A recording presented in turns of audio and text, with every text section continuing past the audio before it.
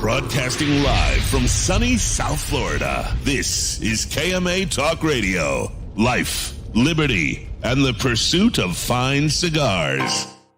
Your KMA crew, the Italian Scallion, Paul DeGracco, Alex Tavella, a.k.a. The GOAT, and always telling it like it is, Honest Abe. I like to smoke them like the Winston Churchill, like John Kennedy.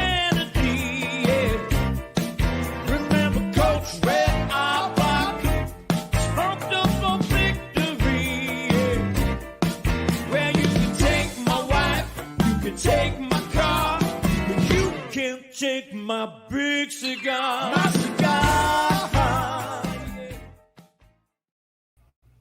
Good morning to all our loyal listeners, libertarians, and lovers of the leaf. I am your host, Honest Abe DeBabney. We are broadcasting live from Palm Beach County, along with my trusted gang, the Italian Scallion himself, Paul DeGracco. Hey, hey, hey. And none other than the GOAT himself, Alex. Oh, the GOAT. Yo, good morning. Back from a week off. How's everybody doing? Good to be here. Glad to be able to taste, smell, see things. Is everything's back? Everything is back. Oh, nice. You're one of the lucky ones, dude. I have friends that it's been months and they still like certain things still don't taste and smell. I know. Right. I heard some stories. I was a little worried, but luckily we made it out of it. Did you do any smell training? No, I didn't do any smell training, Paul. If there was a class, Paul would sign up for it. Yes. Teach. No, my wife would sign me up for it, and I would, do what she asks. Sure. Because I'm a gentleman like that. Oh, we know. We know, Paul. Blame it on your wife, Alex. How'd you spend? You were pretty much freed by last weekend. How'd you spend your weekend? Came off of KMA last Saturday. What did I do? Last weekend. I went to the bathhouse, of course. A little Russian Turkish bathhouse will help get the senses going. A little sweat, little aromatherapy there. And then I actually believe that actually probably did work. Absolutely. It's part of why I went there. Let your nose burn and your nostrils burn. And is it different than a regular sauna? Yeah, it's extremely different. Well, it's different because they have like about 8 different kind of rooms, Paul. Yeah, it's not just a dry sauna. I mean, right. There's Turkish saunas, dry saunas.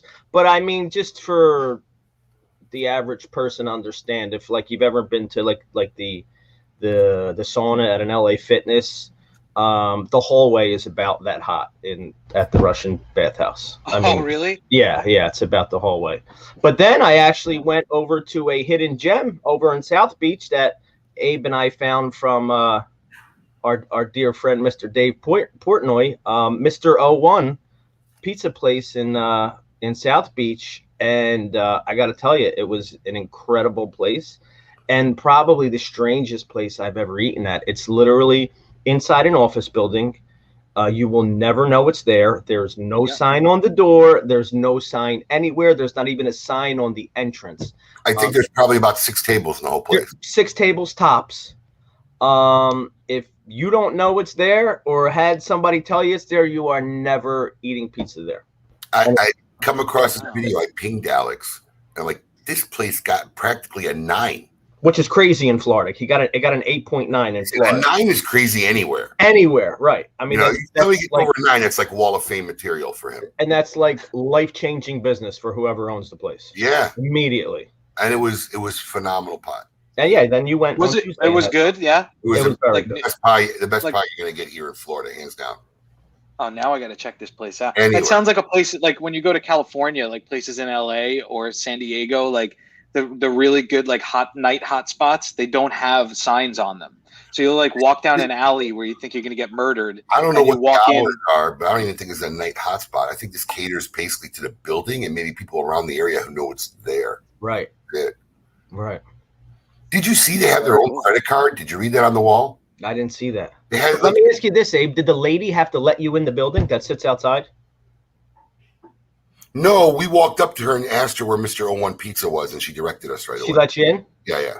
But somebody's there letting people in the building. I mean, you can't. Oh, yeah, there was a lady at the front desk. Like, there's no walking. Yeah, I mean, No. it's really No weird. walk-up traffic. It's not like, Paul, it's not like you walk in the building and there's the pizza place. I mean, you could Right. walk into this place, right, and you wouldn't know it's there.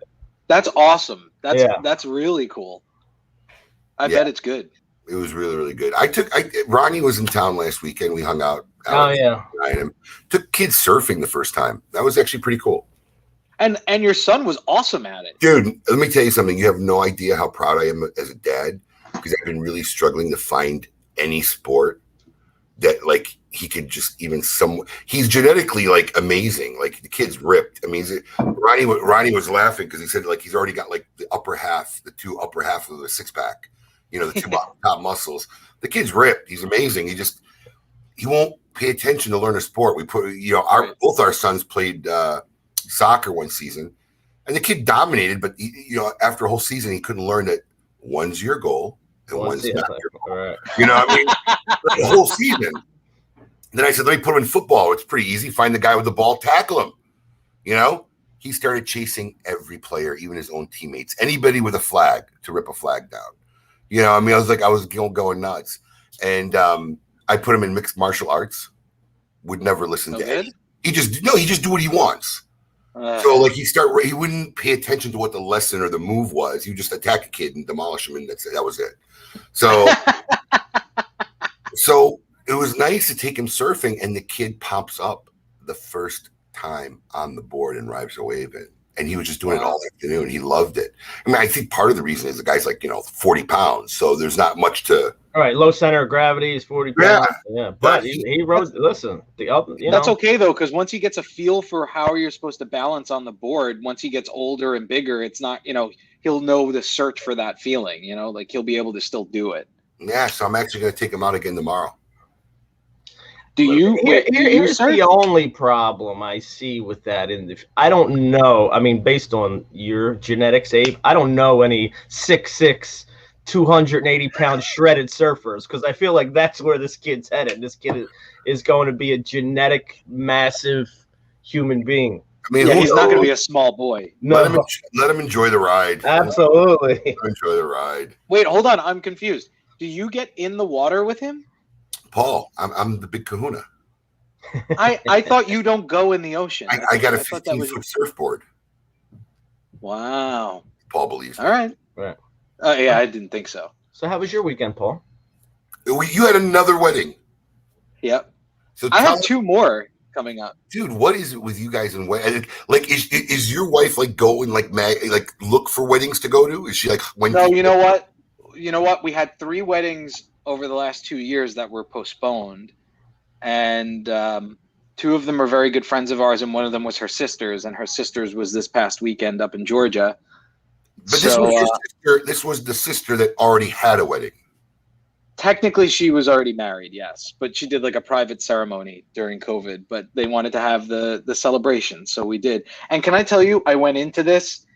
There was a moment of weakness of mine in the wedding.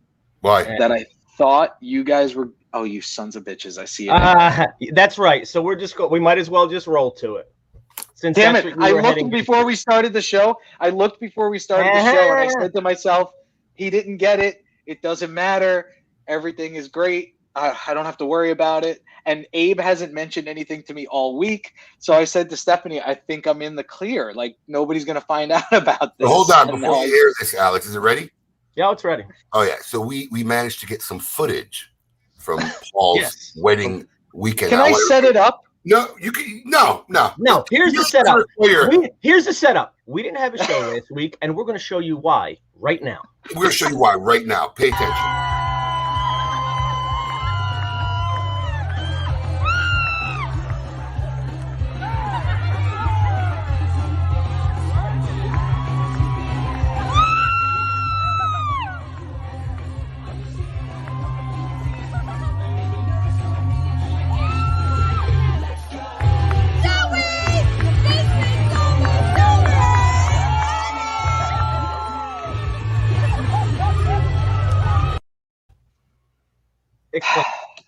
Go ahead. Just go ahead. Just go Wow. ahead. Or we can not go ahead and just leave it for what it is, Paul. All I know, he looked a little too natural with that last minute, like with the right? Yeah, he looked a little too natural. There are no words. Yeah, that was pretty. Look, yeah, there's a lot of comments happening here. So well, no, because listen, we're a little delayed, so they probably haven't gotten to it yet, but it's coming. Oh no, yeah, the comments are coming. Yeah, the comments. I feel are like coming. I've let Coop down. Right. So listen, at a lot of weddings, when they do the introduction of the wedding party, you know, everybody does something fun. So all the weddings we do on Stephanie's side of the family, we do like fun things. Her brother will come in with a mullet on, or come in with like a sombrero on, or do. My wife wanted to outdo everybody, and she said to me about a month ago, "I think we should just switch outfits." And I was like, "Absolutely not going to happen." And I'll tell you why. It's not that I've never been in a dress before, because I was in theater, so whatever. It's because her father was going to be there, and Stephanie's dad is this big hunter guy, like man's man. He is completely let me down. And I said yes, and we did it. And right after it, I went up to my father-in-law and I said, in a dress. I'm just so sorry. No, I got dressed. Dude, I could not have gotten changed fast enough after that. I missed one of the speeches because I beelined it for the bathroom to get changed again.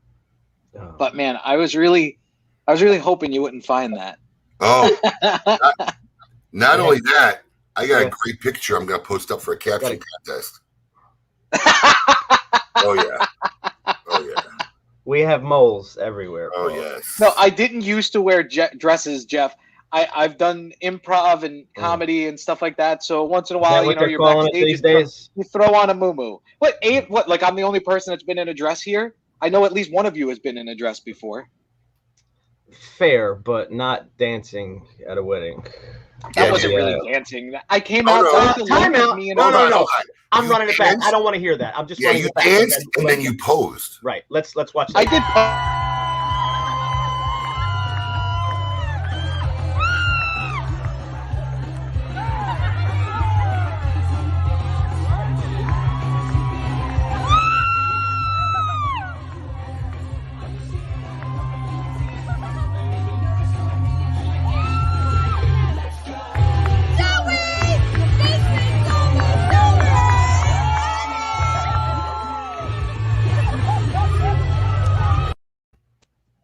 You didn't dance, Paul? You didn't dance. Somebody seemed like they were having just a little bit too much fun. You didn't dance, Paul? Yeah, Paul's speechless. I have no words. I was so excited going into this morning thinking that. Can I ask you a question? How did you get that video? Did you just find it, or did someone send it to you? We don't give up sources, Paul. Yeah, Paul. If I'm just being very clear. If she's watching now, and if my wife sent you that video, she betrayed my trust because we had a deal. Let me explain something to you. There was multiple sources. Your family couldn't wait to throw your ass under the bus. People I didn't even know found me and sent me shit like that. Oh my God. Yeah. And I'm like, yes, Danny, alcohol was involved. I'm like, who is this? Oh, I'm Paul so-and-so. Okay. Sure. Thank you. Wow. Yeah. So Bill Reckham. I have nothing to say. I don't know. It was a fun time. You know what? I've done it before, and it's never been captured on video or tape because it was in shows and stuff. And I was like, it's no big deal. Nobody's going to find out. And then I remember the next morning going to brunch and seeing pictures in our family shared album. And I'm talking like maybe 100 photos of me in a dress. And I was like, oh my God, there's no way we can keep this off Facebook. Then I started getting tagged on Facebook. I wouldn't allow the tags so that people wouldn't necessarily, see it on my page. So if you weren't friends with certain people, maybe you wouldn't see it. It's out there forever. If I have to go through all of that to like not tag it, make it, I'm just not doing whatever it is that I have to go through all that trouble. Listen, it was a funny bit. It got a huge laugh at the wedding. People loved it. It looked like you were having a great time. Yeah, you had a good old time. All I know is when I dressed in drag, I was miserable. I was only in drag for maybe 60 seconds. How long was the video? Absolutely miserable. You didn't catch me dancing and posing and running around and hopping up and down. Well, I have no words. There's guess nothing I can. Not that there's anything wrong with that, I guess, Paul. No, nothing wrong. Now I know why he was afraid to let me walk his dogs. Right. You'd see all the dresses in my Right. The closet. dresses would be in the other closet. Right. Ah, Christ! This ruined my whole day. Nah, it didn't. You love it, Paul. You love it. Listen, I listen. I like that I'm he really a checked very this morning. open person. Yeah, I looked last night when I was, setting up for the show, and I looked this morning and I didn't see it uploaded. Yeah, You must have just uploaded it. Literally, we knew We're trying to distract you to upload it. What's funny is I kind of freaked Paul. I told you I wouldn't give it away.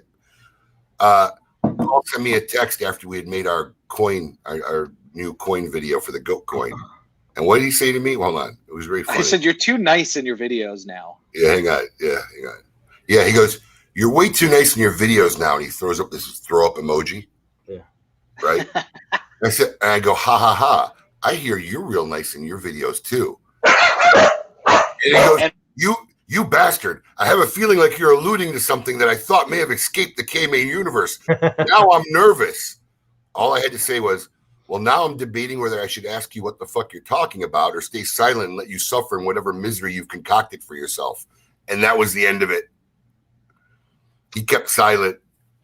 Had you seen it at that point? Of course I had. That was a little tweak. What has he got? Is he chasing the dog now? Is the dog in a dress? I'm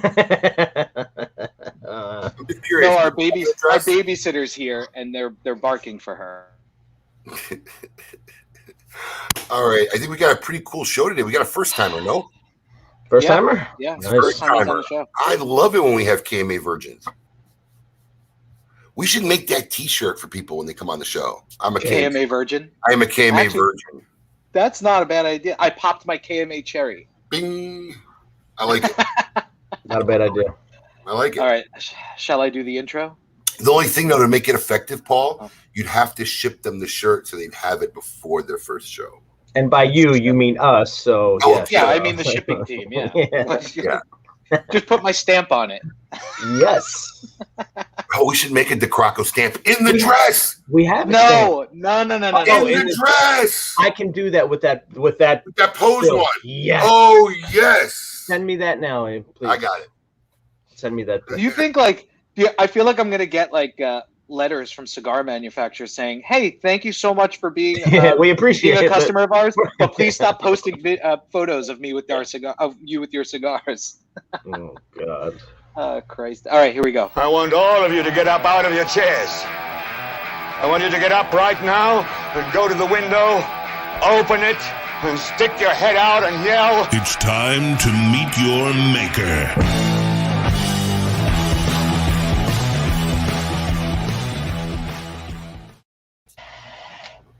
All right. Well, today I feel weird now, introducing people. Today we are excited to have a first-time KMA guest, no stranger to the KMA universe, from General Cigar, and more importantly, the ambassador for the CAO brand, Mr. Rick Rodriguez. Rick, welcome to the show. Thank you so much, guys. Excited, I thought. But watching the opening, I'm questioning this decision right now. But thank you, got guys. A lot to follow, Looking Rick. forward You got a lot to follow it. after that. I'm just glad I'm not the first guy that has to wear that shirt. That I lost my cherry, KMA virgin. We're gonna call it KMA. But listen, Paul. Not to interrupt you, but Paul, let me just tell you something. If you have not pre-recorded your Bonner wine commercial, which there's a good chance you didn't.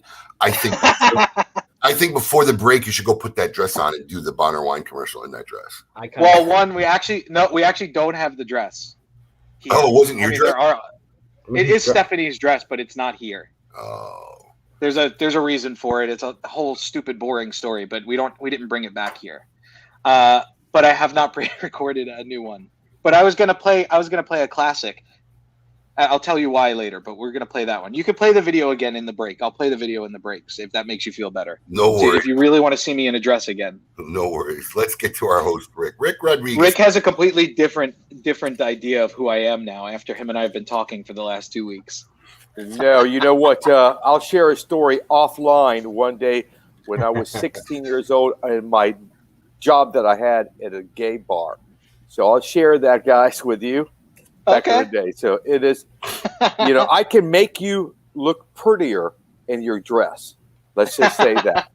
Oh, I have the talent to make you look more like a lady. Now you just made us all curious, Rick. No. Right. This is a family we're show. heading down this road. A family show. I cannot. I'm definitely not going to tell the world. But a lot of people do know this story. Just keep it from Paul's family, and it'll be a safe secret.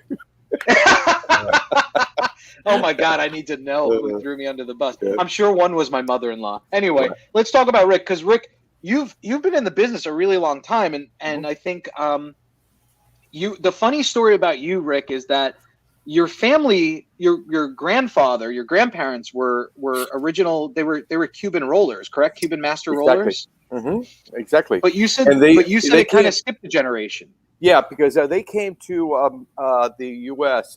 in Tampa in 1953, because in 52, Tampa produced making Cuban cigars, feeding the Cubans.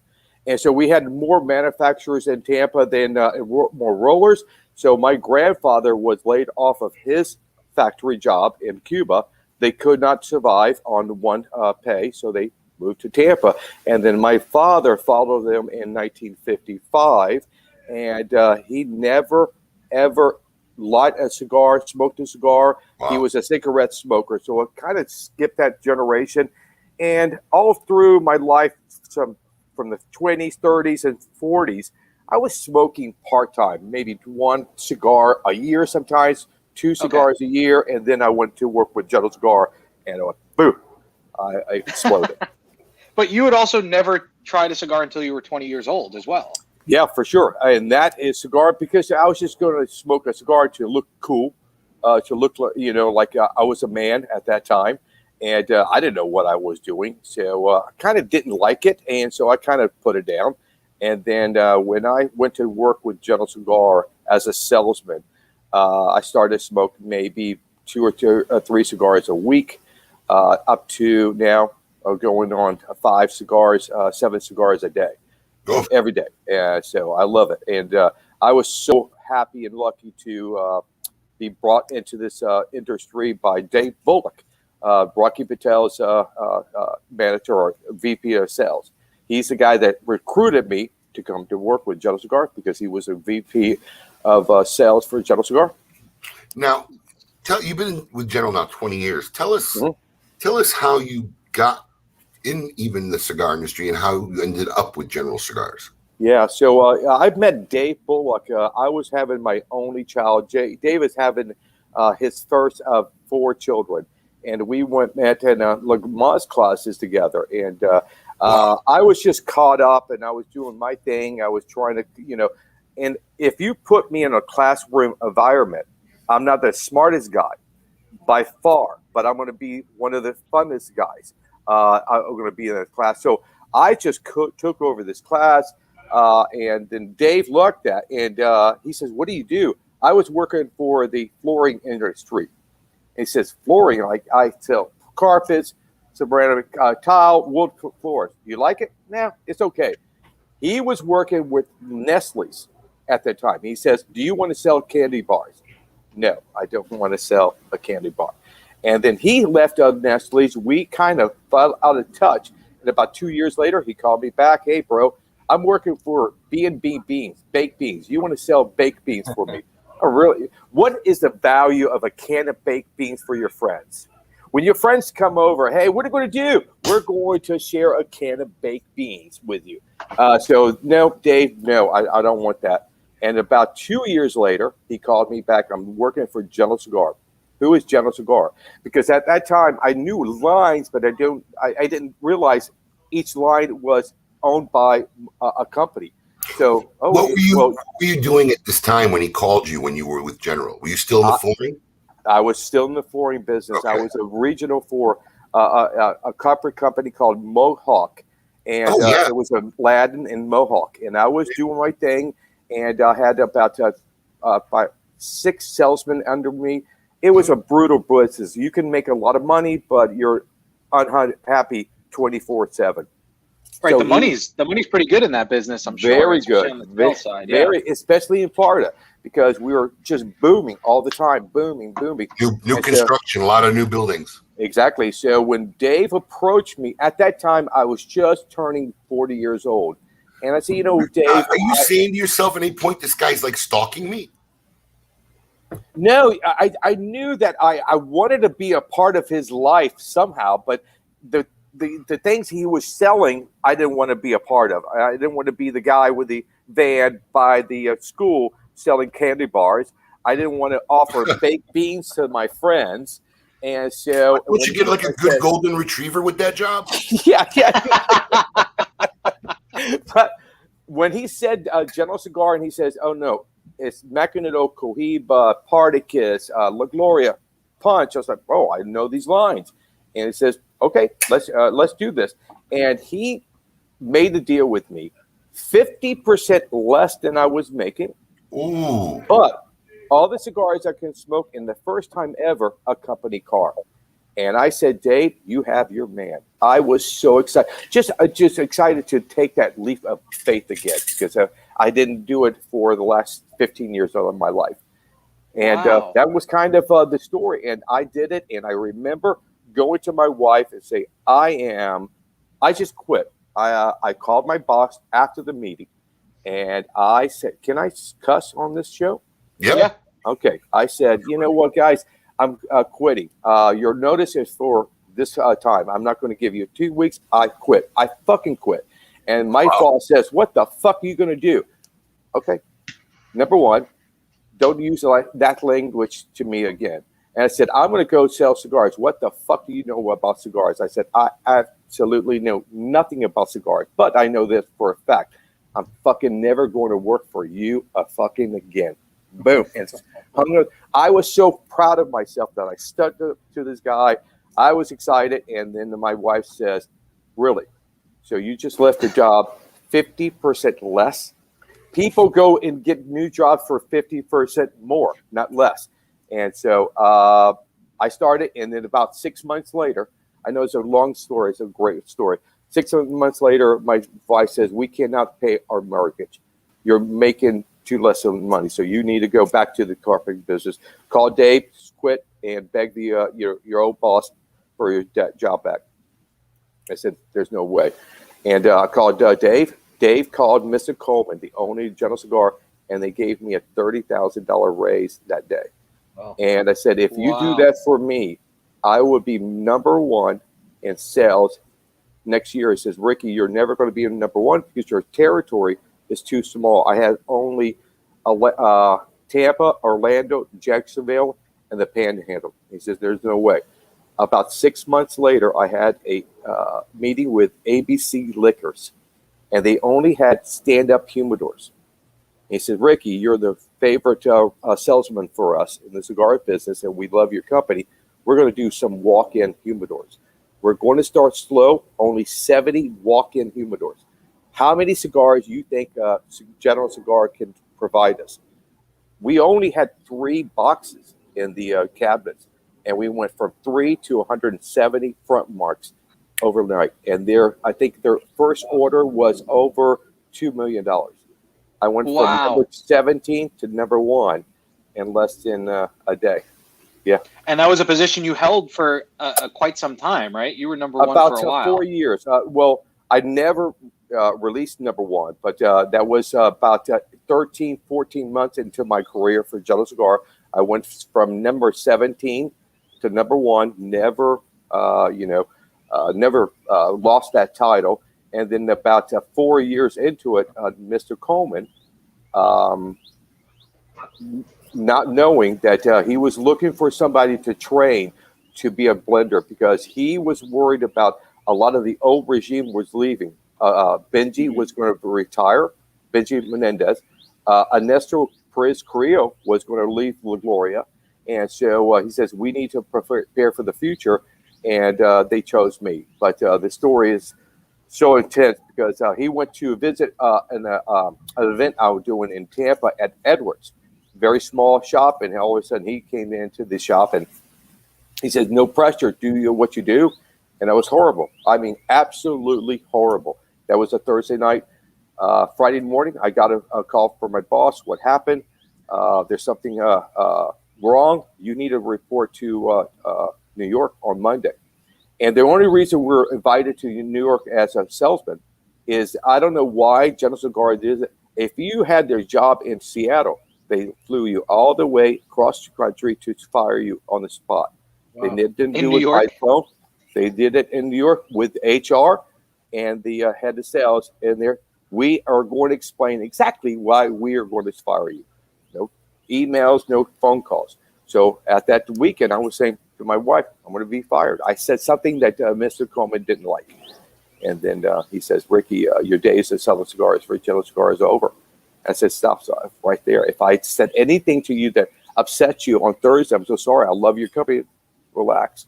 I know you love my company and I need your help. I'm going to train you to be a blender if you want the opportunity.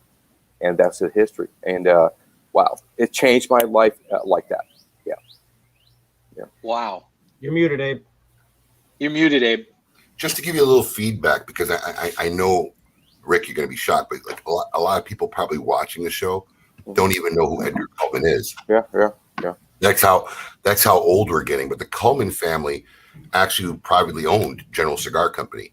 It was for generations, and yes. I'm pretty sure about this fact. You can correct me if I'm wrong, but one of their claims to fame, I believe, was they invented the flip top box for cigarettes. Yes. Right. Yes. So the flip top box, the hard pack, they invented it because they had a cigarette line, and I think eventually, it was Benson Hedges was the first one that they licensed it or sold it off, the rights to it, or licensed it, and Benson Hedges I think was the first one to start using it, or they had Benson Hedges which used it, and then Marlboro bought it from them or whatever. But the Coleman started in the tobacco business and started Philip Morris. That is the history of Mr. Coleman. Mr. Coleman was going to take over Philip Morris, and the board elected his brother Joe Coleman. So that left Mr. Coleman kind of out of the picture. And so he said to his father, I'm going to leave this business. I'm going to do my own thing. And he started a machine cigar called Tiparillos. And that is what started him in the cigar business. He did Tiparillos until 65. And then he bought a little factory in Jamaica in 1966 and hired Benji to run that factory in 1967. And they introduced to the market in 1968 Macanudo. Macanudo, first Royal Jamaica. Yeah. Mm-hmm. So was Royal Jamaican used to be first Royal. Exactly. Well, that's the factory that they bought. You're exactly right. That's the factory they bought. The first cigar that they really introduced to the market in the U.S. because they already had that was Royal Jamaican. But he wanted his own cigar. And he said to Benji, the word Macanudo in South America is a slang word for good times, great times.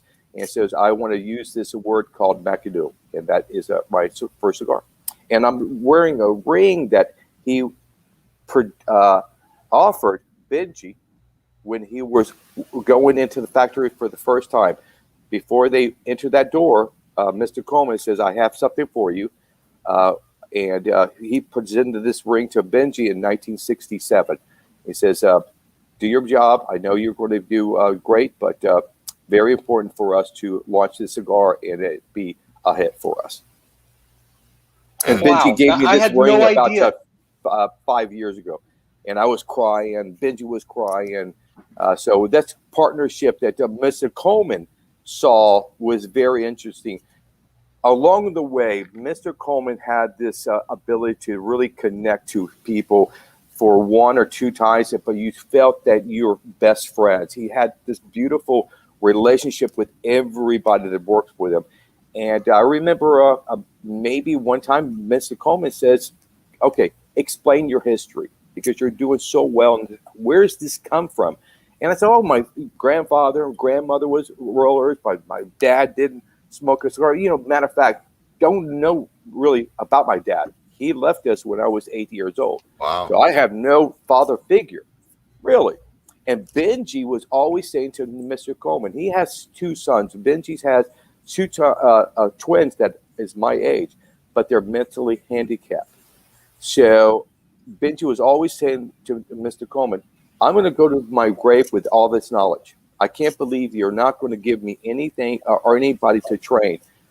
He looked at me and said, number one salesman needs a father figure. Benji needs a son. I'm going to put these two together. And that is the relationship that we have together with Benji and I still to this day. I look at him as a father, and he definitely he always introduced me as his third son. And so, yes, it's an amazing story. Why me kind of story.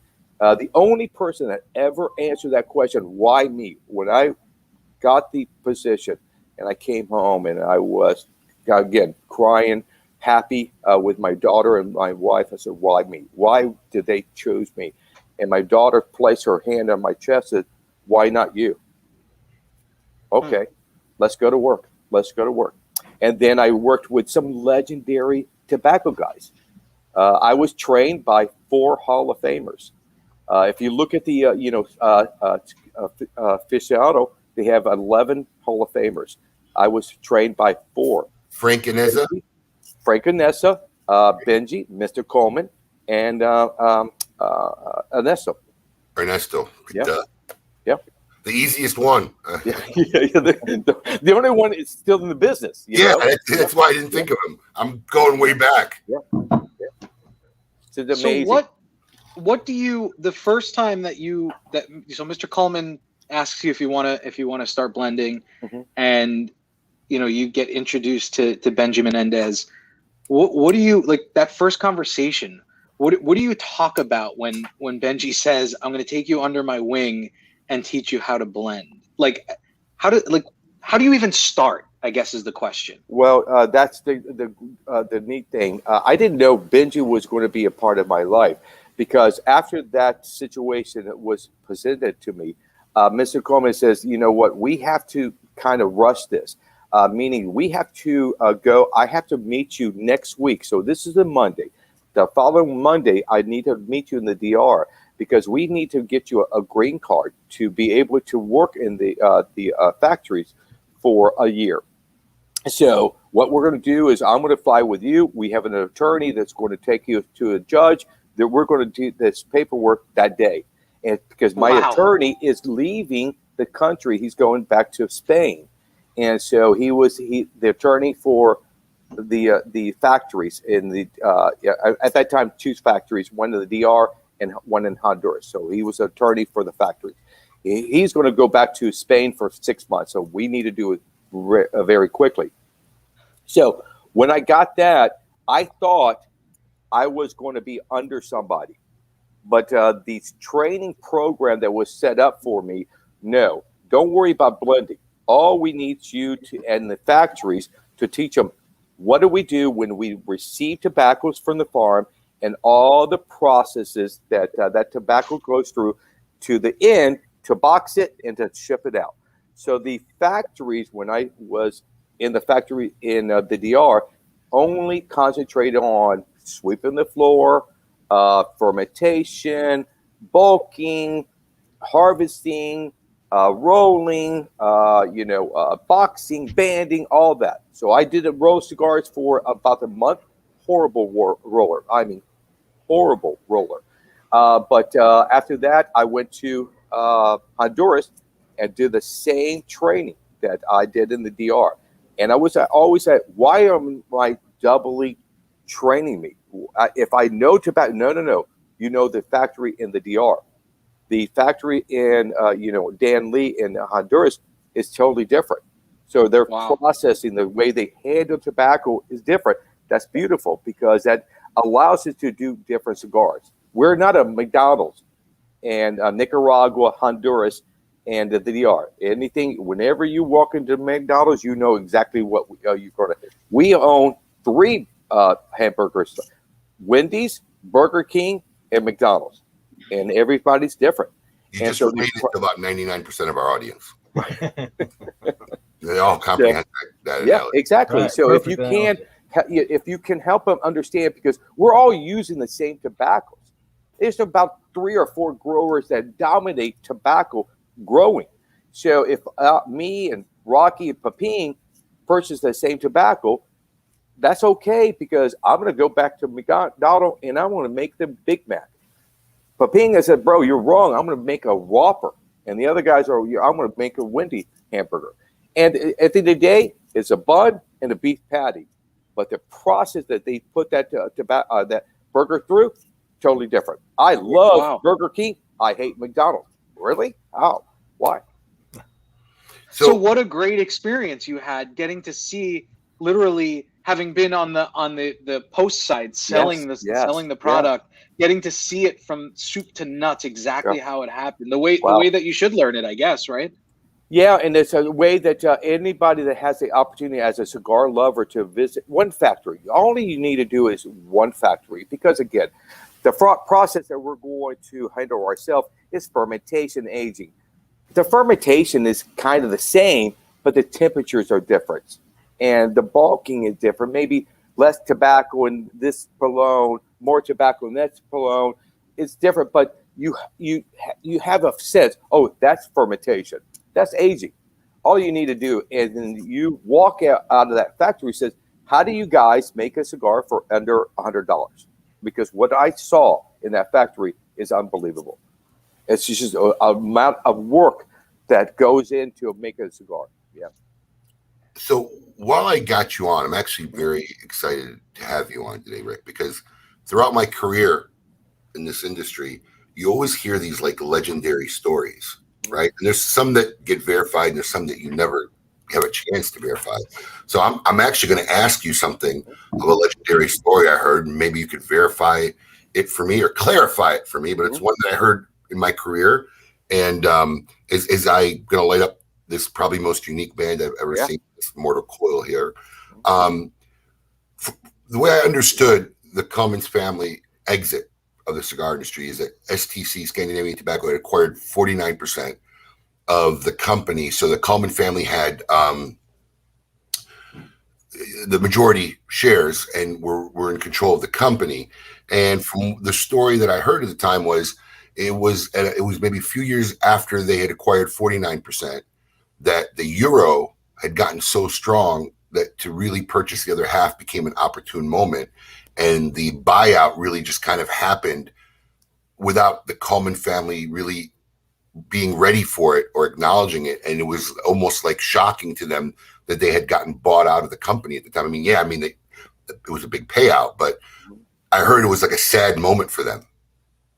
Exactly. The story is true because it was a Swedish Match that bought Swedish Match. And now we're owned. I get all the European companies confused. Yeah. So, but now we're owned by SCG. But I remember we were at a national sales meeting, and Mr. Coleman, we're about 5 guys who were drinking beers. We're done with the day. We're just kind of talking about the day and all that we saw. And all of a sudden, we saw Mr. Coleman alone walking down this hallway, and he looked sad. I mean, devastated, sad. And we thought, oh my God, somebody died. That's the story. It really was that the feeling that we got. And all of a sudden, he walked past us, turned around, and said, "Gentlemen, it's been a pleasure working with each and every one of you guys. Unfortunately, I put a number out there to sell General Cigar so high that nobody would ever reach for it. But this company in Europe called Swedish Match bought it, and I'm out." And he was devastated because he believed in his eyes he was going to die with General Cigar on his plate. and he was devastated. So that story is correct. It was something that caught everybody off guard, surprised, and also so Junior, his son, and his grandson David Danziger, very happy. They were dancing when they came out of the area. But Mr. Coleman loved this industry, and this industry changed when Mr. Coleman started to play in this game, because the way that we look at Macanudo today is because the way we look at cigars, how we shop for cigars, how we purchase cigars, is due to Mr. Coleman's foresight. This is something that we're going to take forward, and we're going to build something very, very cool with. Well, I really appreciate it, because I'm telling you, for years, I never had the opportunity to meet Edgar, to be honest with you. Wow. Yeah, I met Dave, I met Dan here and whatever. I never had the opportunity to meet Edgar. And that was just a story I heard that it really thought that the second half of the buyout would never be attainable. And then all of a sudden the dollar got weak and the euro skyrocketed. Exactly what happened. It became very opportunistic for them to buy it. And basically he woke up one morning and it was the end of a family era. I mean, it was just done. Wow. Done. Yeah. Wow. That's crazy after all these years. I actually know that. Because, you know, a lot of what you hear is true, but you never know. And it's, gets colorized or whatever. But that's the exact story I had heard. Yeah. Exactly. But if anybody that ever had anything or any passing with Mr. Coleman, they changed, that person changed their life. There's so many, when I go to these factories and visit other factories, let me tell you about Mr. Coleman. Fuentes, they shared tobacco with us for 2 or 3 years when we couldn't buy any more Cameroon. And they remember calling Danielle Nunes and Mr. Coleman, we need tobacco. The boom is happening and we have no tobacco. And Mr. Coleman says, bring a truck, bring a semi, and we'll give you every tobacco that you need. And without any problems. I don't know if they ever paid for the tobacco. I'm sure they did, but that was not, sign this contract. It was a handshake. Back your truck up. You want, 500 bales of Cameroon? Here it is. Here it is. Wow. But that's one story of multiple stories of this gentleman helping people out. Daniel Nunez, man, I forgot that name. No, Didn't he eventually become president? Yes. After that, for a short amount of time. Yes, but he was the Danielle I met as a salesman was an angel, but the Danielle that I went to the factory to have them train me was a monster. Because I say this: the first day that I went to the factory, and Mr. Coleman's gone. Danielle says, I want Ricky in my office at 7 o'clock in the morning. We're going to review his schedule. And so I went to this office, and he said to me, this is the first time we really talked about, I'm going to train with you. He said, Ricky, let me explain this. And I just need you to really, really listen. I don't want you in my factory. I don't believe you can do this job. I don't want to train you. I have other people in that factory would do a better job right now than you could. And but I don't own this business. That's Mr. Coleman. I work for Mr. Coleman. So my job is to train you. I'm going to train you. But do not miss the fact that I do not want you here in my factory. Wow. Wow. So That's a and rough I'm start. thinking to myself, I'm already a master blender. Day one. I was going to walk in the factory. Let's go blend that cigar. And Daniel says, send in Jose. And I'm thinking to myself, Jose has to be the general manager of the factory floor. Jose was the head of the janitors. And Jose had his broom. It says, and Daniel says, here's your job. Go sweep my floors. Because there's money on that floor. And I want all the tobacco swept up, and so we can sell it to machine guys. And so I was a fourth sweeper for 2 weeks. 2 weeks. And then you got to be kidding me. Yeah, no, it was hard, bro. to the end. Did a you year at any later point think I'm out of here? What's that? You had to. At any point you start thinking to yourself, I'm out of here? I think about maybe 2 months into that training, it was so brutal that I remember calling Dave. Dave, I can't do this. I can't do this. This guy is crazy. This guy is a lunatic. And but I stuck with it. So the end of my year training, all of the managers that I trained under, from harvesting for the farm to boxing, everybody was at this table. And Daniel's one side, and I'm on the other side, and everybody in between. And he's going around to every manager. How did Ricky do? Oh, he's excellent. Learns very quickly. Great. You roll cigars? Yes, sir, I did. How many cigars? About, I really don't know. The girl, it was in charge of boxing, says, oh, Mr. Nunes, he rolled about 175 cigars. How long? About 2 weeks. Really? So it took you 2 weeks to roll 175 cigars. I have rollers out there in the floor that can produce 500 cigars a day. So I want to taste one of these cigars. And I said, I don't know where they are. Oh, we have them. Wow. And he lit one up, and he couldn't draw. He says, you have wasted all my time. Meeting is over. And everybody was shocked, and they left. And I was fuming. And the next day, it was Thursday, we had the meeting. The next day, Friday, he said, I'm now scheduled to leave and go home for 2 weeks before Honduras. And he had a meeting with me, and I said, Mr. Menounos, the way you talked to me yesterday was uncalled for. My father would never talk to me that way. And so I'm saying to you, I want out of this building right now.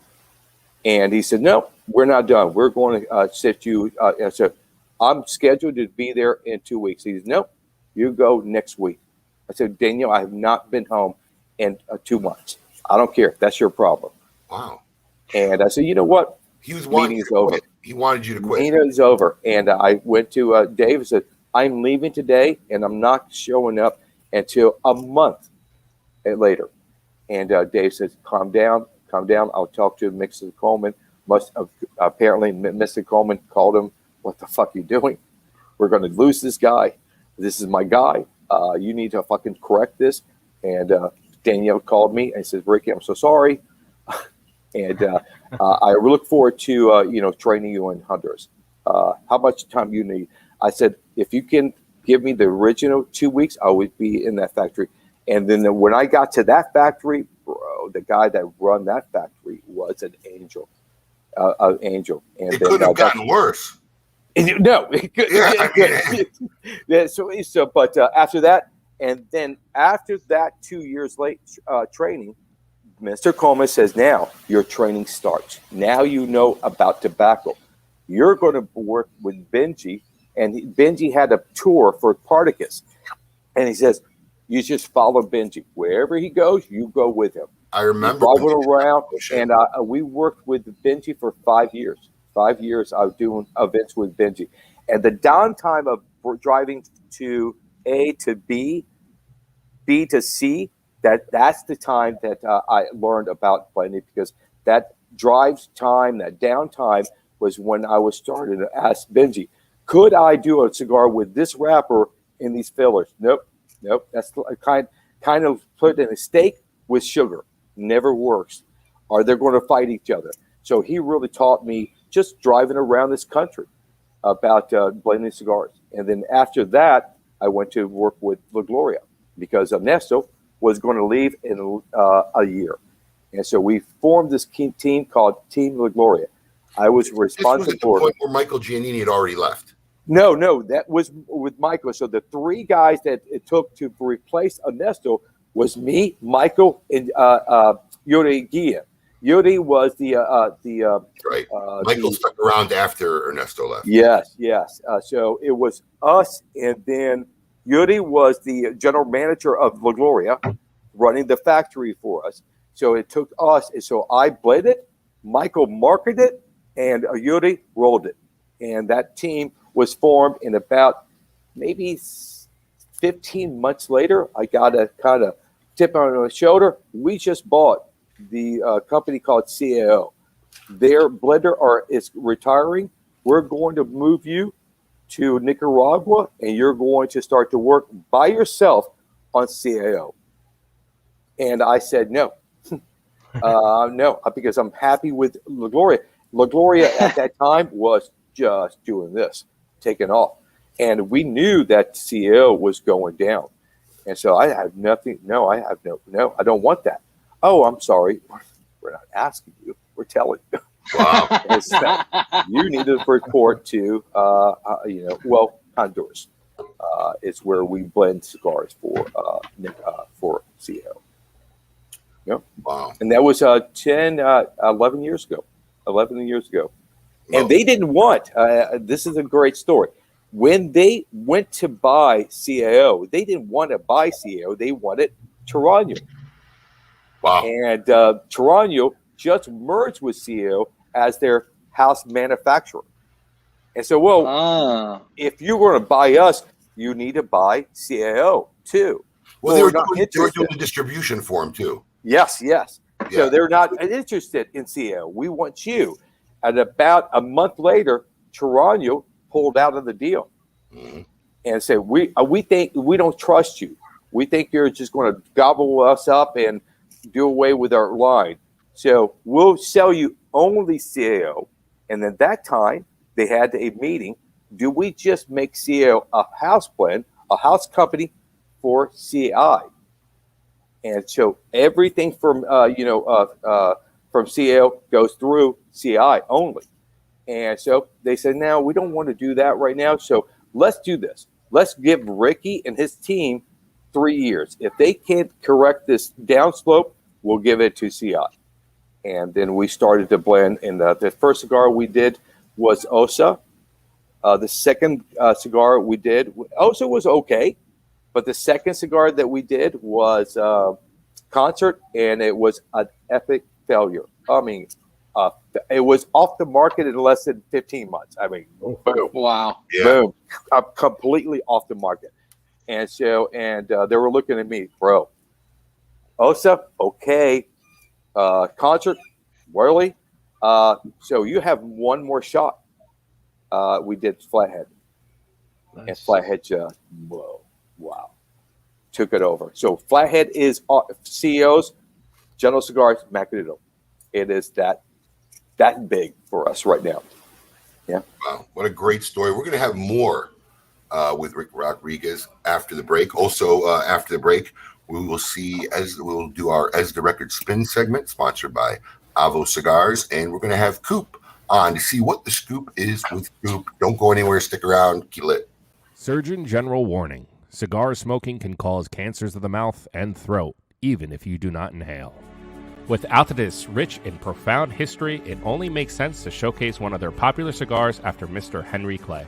Receiving a top 10 spot in Cigar Aficionado's top 25 cigars, the Henry Clay Warhawk has top-notch construction while boasting with complex flavors. Cloaked in an Ecuadorian Connecticut shade wrapper with a Connecticut broadleaf binder and a Nicaraguan Criollo fillers, this medium to full-body smoke has flavor notes of toasted almonds, earth, and a peppery finish that pairs nicely with a lemonade.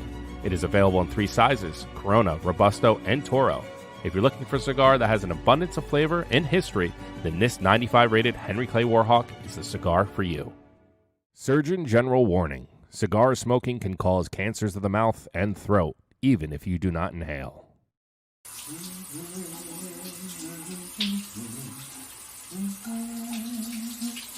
Oh, it's just you. Who doesn't love a shower sip of a good glass of wine? And our friends over at KMAWines.com, they have some great wines from Bonner Private Wines, like this Sunal from the winery that's up 8,950 feet in the air, one of the 3rd largest vineyards in the entire world. You know, we work so hard. You gotta relax, you gotta enjoy the finer things in life. A great cigar, a really, really great wine to pair it with, and that's exactly what I'm doing here. So check out KMAWines.com. You get a discount because we know each other. We're buds, we're pals, You get a discount on shipping. You get a discount on products. KMAWines.com, and tell them that Paul and Abe sent you. I'm going to be late back to the show while I finish this and finish the shower. So, see you at KMAWines.com. Yes. And we're back, KMA Talk Radio. It perfectly ties into what we watched earlier. That's all I'm going to say. Exactly. It's too early in the segment for reruns already, man. I'm sorry. Only made like 4, 5. I was actually going to do. I was actually going to do one in the dress. I had a cigar there. My brother-in-law, now brother-in-law, had a couple of. Actually, I think he had Bacanudos. I don't know. I never smoked a cigar. It's sitting in my. So I was gonna smoke a cigar and drink wine in the dress after we did the entrance and do a quick Bonner Private Wines ad. But I said to Stephanie, I can't do it. I got to get out of this thing. Before we get back into this amazing story, Abe, can I show off our newest stamp? Oh yeah. Yeah, go ahead. Oh, I love it. That's what we're rolling with. Damn, that's going. Wait, show it again. I didn't see it. Oh, you don't want to see it. You don't want to see it. Oh wow, the not so Italian scallion. It actually kind of looks like I'm wearing a toga in that picture. No, I'm a little bit better with it. I got to tell you though, your taco meat is incredible. Yeah. Is that what you call it, taco meat? Yes, your taco meat. Your chest. Oh, that.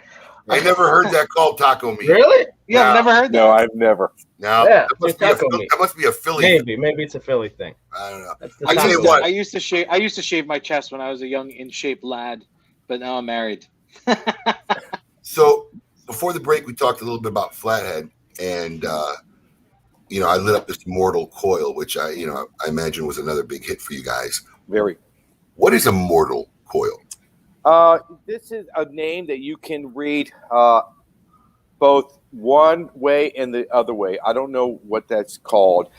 So the marketing guy wanted a cigar, a band, or a name that we can read both ways, upside down and all that. So Mortal Coil, coil is the type of tobacco that we're using.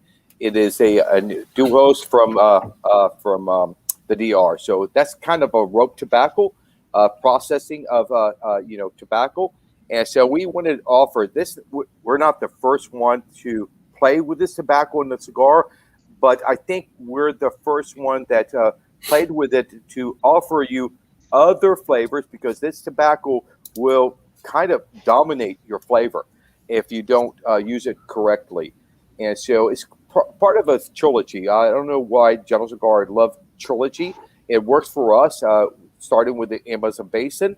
So this is a part of a new trilogy that cigar is done. So we may launch it again in 2025 or 26, because next year we have a new one, and the following year we have the last one of the trilogy. So our plans is to release Mortal Coil again in 2025, possibly. Wow. But it's hit. So we're realizing that short batches work for everybody if you have the right story connected. You can't just make a cigar and say, it's a short batch and we're using Connecticut broadleaf. Really? You can use that tobacco anytime and any day. So you have to have a story and the reason. Maybe it's old tobacco, tobacco that you grow. It doesn't have a lot of wrapper, that offers from that tobacco. So there's multiple ways you can, share your story. This is a small batch, and this is the reason behind it. But for whatever reason, the fans of CAO loves our small batches. We did Hurricane. We did, a batch back in the day, Earthquake, Hurricane. I think Heat Wave. So that was one. We did a series of cigars for the military. So our short batches really resonates with the fans of CAO. And hopefully other cigar lovers out there that don't really smoke CAO come and taste some of these unique blends, and maybe they'll offer you a doorway to CAO, because Like any manufacturer that out there, sometimes you get pinched and say, "Whoa, I enjoyed your cigar 5 years ago and I didn't like it, so I'm now judging your whole line for that one cigar that I didn't like." But so you get pinched, and I don't know why, but it happens. So I've always said, I don't care who are you smoking, do not give up on that line because you smoked one cigar you didn't like. Maybe that's not your style. If you're a mild cigar smoker and you try a edge for a Rocky, you're not going to. But he has some great mild cigars in his, his line. So go back to what you enjoy. So don't give up on that manufacturer because you just smoked one cigar. And it's like, I don't like that. So I don't like anything you guys make. In 25 years, I've never smoked any one cigar with the mindset that this is representative of everything that company or that manufacturer makes. I treat like really every line as if it's like its whole entity because it doesn't work that way. I mean, it really, really doesn't. I mean, it's like going to a restaurant. They have 40 items on a menu. I could love 5, hate 10. Exactly. Exactly. I don't write off a restaurant. I don't write off a restaurant. Yeah, it does happen, and I hear it all the time. I don't like XYZ, factory because I smoked some. Really, bro, you're missing the boat. I don't like Maduros because they're too strong. Really? Oh, they're dark. They're dark wrapper. Of course, I'm like, no, bro, no. You're bypassing so many cigars that anybody's making for you. You just need to discover which one of those that line is for you. Yeah, absolutely. I literally treat every cigar like it's its own entity. I could smoke 10 cigars from a manufacturer that I didn't like, and if it comes down to 11th, I'm going to try it. I agree. I'm going to try it without the consensus that I didn't like the other 10. Yeah. That's the only way you really discover stuff. Otherwise, you're tunnel smoking, I guess is what we'll call it. You're tunnel smoking. How's that? Yep. All right, Rick. Now it's time for one of our sponsored segments. Powered by Avo Cigars. Our friend Eddie Guerra has a question specifically chosen for you, and we're going to see now how the record spins with Rick Rodriguez.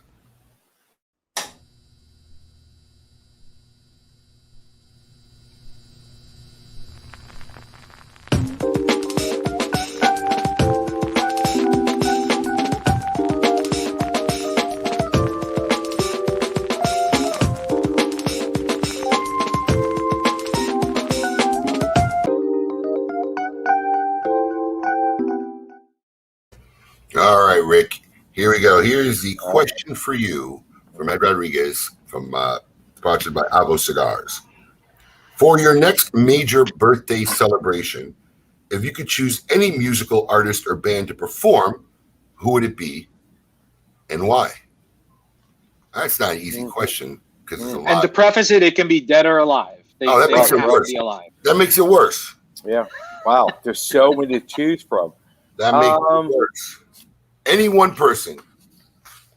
It's your magic birthday coming up, Rick. Who's that band or person that you're going to rock the house with all your buddies for an evening? I think it was going to be YouTube. YouTube is one of my favorite bands forever.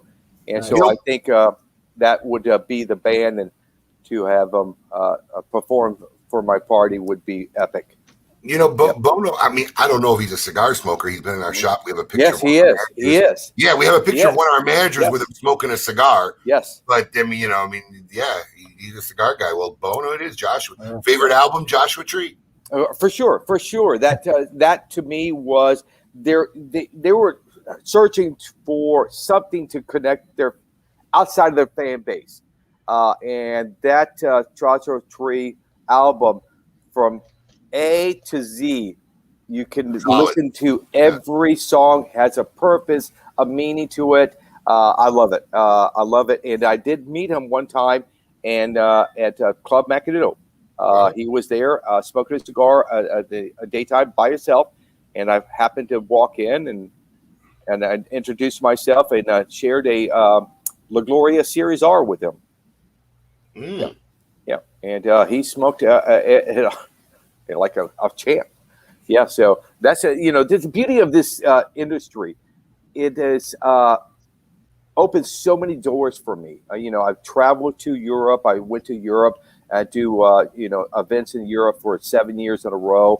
I went to China in 2019 before the situation. Yeah. But that was and all the stars, all the athletes that this little thing called a cigar, the little stick, has opened so many doors for me to meet some legendary people, some assholes, and great people, because these stars are all about themselves. And so, good guys. Great answer, and thank you for taking part. And as the record spins, that's our segment brought to you by Avo Cigars. Now back to more with Rick Rodriguez and CAO Cigars. So, Rick, can you share anything with our audience? Anything coming up for the upcoming trade show? Any new things you want to give our listeners a little heads up to what look out for? We have two launches this year. One is going to be a cigar that we produced 2 years ago called V19. And that cigar was taking the Flathead series. The fans were always said, what can we offer you that you want from us? And everybody at Flathead, we like the size, the 6x60, but we like the body and the flavor of your little spark plug. Could you ever give us a combination of the spark plug and the 6x60?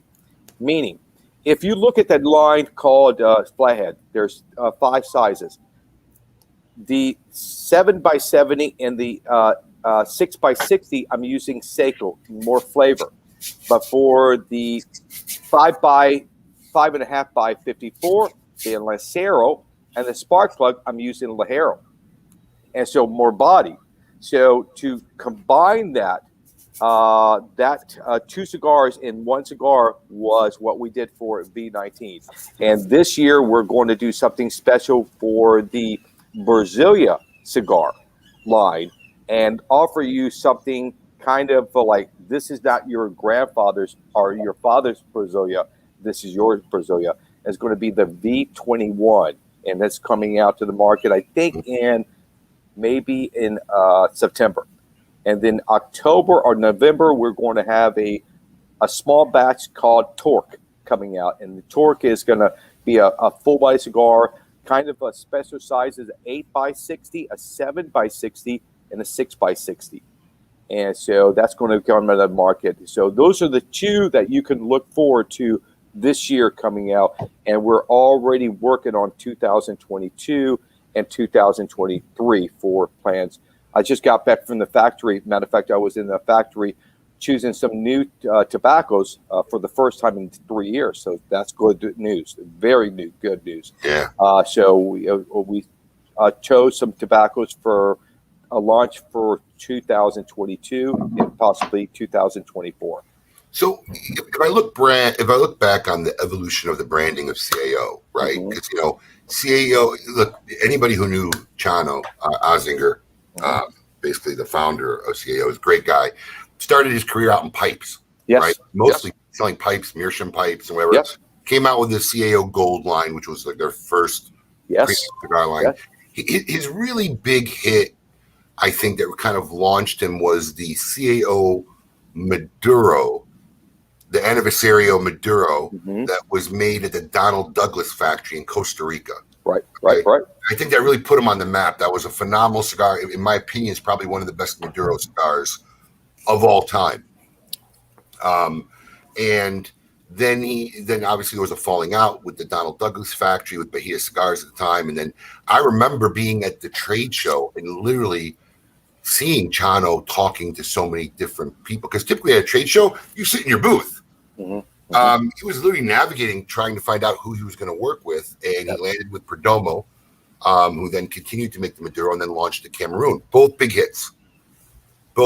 And then they really took off, becoming these regional type branded lines, like the Brasilia, the Italia, and their marketing scheme at the time is Cuban Schmooben. I loved it at the time that it came out. That picture of their family and down playing up that, hey, there are great cigars other than Cuban cigars.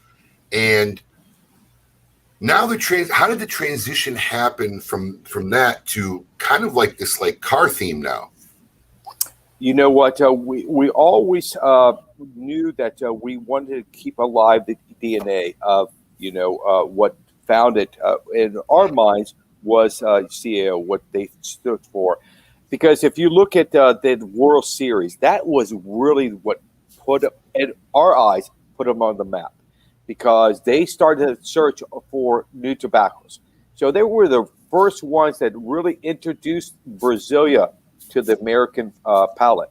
Now, before they launched the Brasilia, everybody's using that as filler. Kind of not a trash filler, but an inexpensive filler that you can buy and add some flavor to your cigar. He said, no, I think we have something unique. And so, can you grow me wrapper? And so that really, and then he went to Italy and fell in love with this tobacco and brought that back. And so we know the DNA is keeping it alive. The DNA is, number one, introducing new tobaccos to the market. That's number one. And then they were very heavy in marketing. They love marketing. Yeah. So much, I think sometimes they kind of forgot or put on the back burner. Blends is all about marketing. And so look at La Traviata. La Traviata came and marketing, designed the box, the band, the story. Yeah. Oh, okay, now we need a cigar. Typically, 99% of the times, every manufacturer has a cigar, and now we're applied the story behind the cigar. But there were always Sopranos. They had the license deal, the box. We need a cigar. Right. So they were always marketing. So that allows us to continue to do crazy marketing. So if you look at Flathead would not be an success under Macanudo. Like, what? This is so different. But for CAO, it's a blank slate every year. We go, what do you want? You want a flavor cigar? You want a world blend? You want a classic? You want a new age? So we group these cigars together, but it allows us to kind of gravitate what we want to launch. So we're going to say, it's been 2 years or 3 years since you launched a world blend. Let's see if we can discover a new filler or wrapper. Colombia. Okay. Colombia, that's our first time that General Cigar has ever used Colombian tobacco. Let's give it to CAO, test it with them, and see if we want to work with it in this future. So, yeah, again, I don't think we can do concert, Polone, because Polone is such a classic kind of Cubanesque, but it works for CAO because, okay, that fits very well in the box classic with the gold, with the Cameroon, and then New Age is like Sopranos. We can do Sopranos, we can do Flathead, we can do Steel Horse, we can do this. And so it's very fun to be able to work with a line that doesn't really have you painted in any corner. Whatever corner you want to dance in, go dance in that corner. Yeah. Quentin CAO, it was Chano's initials. Chano A. Ozinger. That's yes. what CAO stands for. Mm-hmm. You brought up something, but I'm just going to tweak on it to introduce Coop, because CAO has always had a very popular flavored line, the CAO flavors. And I'm sure there was big news this week. I'm sure Coop's going to bring it up. So we'll talk to your thoughts about that when Coop brings it up, which I will bet anybody a signed dollar bill that will be in his news. So let's bring that this would on. be his first story. We were talking about that in the factory. What's going on with Coop? Hey, yo, what's my theme music? The Scoop with Coop. Breaking industry news. Hear it first on KMA Talk Radio and cigar-coop.com.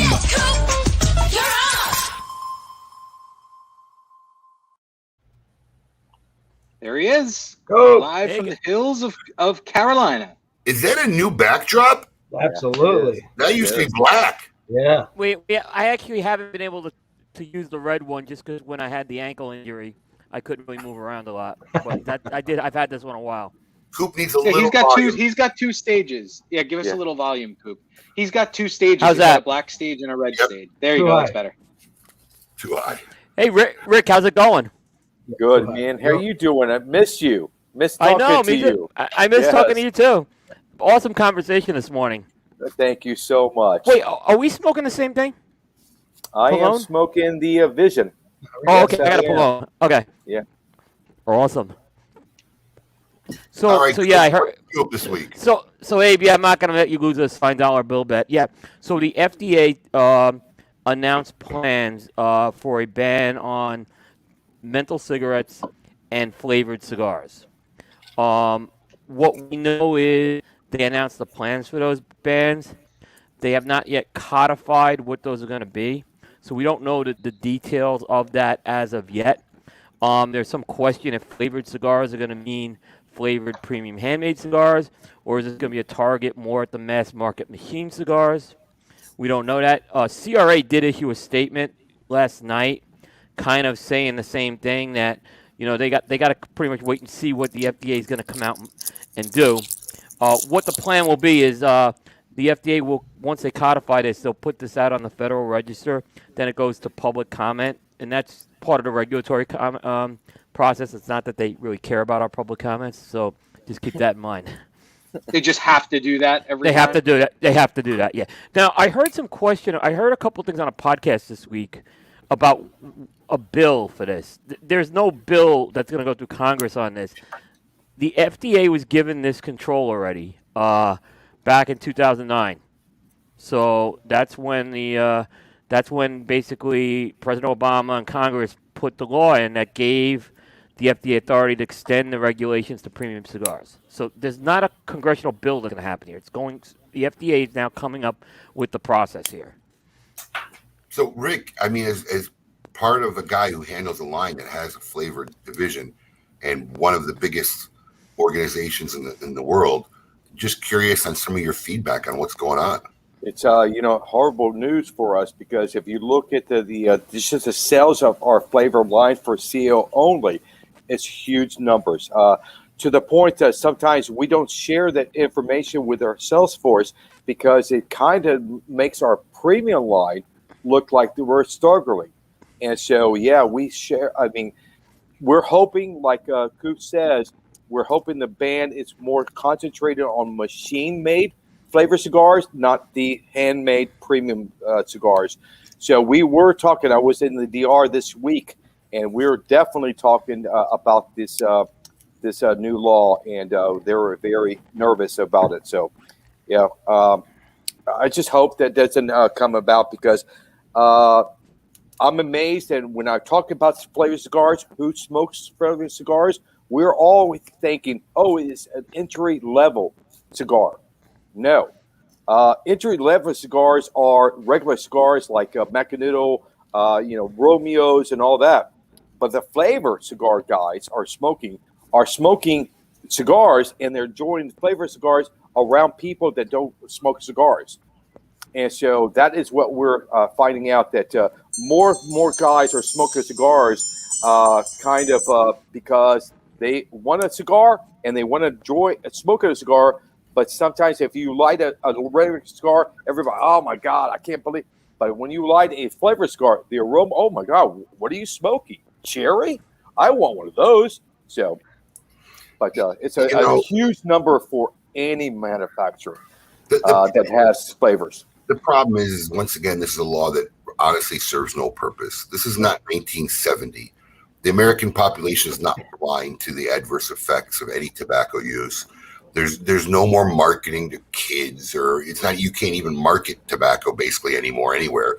Right. These are adults who are enjoying something that's a perfectly legal product, and it's just continual overstepping. I mean, as far as I know, the cigarette people have already found a bypass if they make menthol a banned flavor, because they make the cigarettes now with non-menthol tobacco, and then there's an ancillary piece that you crush in the filter that gives you the menthol effect. Oh, really? Okay. Oh, yeah. That makes sense. Camel has it, and I think there's one other company, but the Camel calls it Crush, and I think there's another one. But basically, it's It's a round pellet device. It's in a filter. So the tobacco's not mentholated. It's not altered in any way. And if you don't crush the pellet, it smokes like a normal cigarette. If you crush the pellet, the smoke coming in picks up whatever is in the pellet, menthol, and it tastes like menthol coming in. So they're not stopping anything. You know, kids aren't coming to cigar shops. That's a proven fact, and it's given. It's not an issue. This is just ridiculousness once again, and it just sad. It really is. Yeah, Abe, when they banned flavored cigarettes several years ago, it didn't stop people from smoking flavored cigarettes. They went to other things. Some went to regular cigarettes. Some went to flavored cigars. And these usage patterns over and over again, whether it's taxes or whether it's bans, it doesn't really prove that people are going to stop using this stuff. And unless they're going to just totally outlaw tobacco. You know, that's really the thing. And meanwhile, there's weed stores opening up. Right. And we were just walking in West Palm last night. Alex, it was a health food store. It looked like a health food store. I'm like, what is this? It was coming soon. It's a weed shop. Yeah. There's one by us out here, Abe, and it's gorgeous. It looks like a spa. Right. Well, it's Detroit, in Detroit, according to Ronnie, like they're opening up like Davidoff lounges, like nightclub weed lounges and stuff. It's insane. Wow. Yeah. And I tell the weed people, just wait. They're gonna come after you. Time's come. It's just not yet. They When won't. they get through with us, they're gonna come to you. Yeah. You know what's funny though? When I was I've been dealing with life insurance policies and stuff, and my broker told me that now they have policies that if you smoke marijuana on a regular basis, they don't. It's not like smoking cigarettes that they won't. It's the same price. Like they don't count it against you.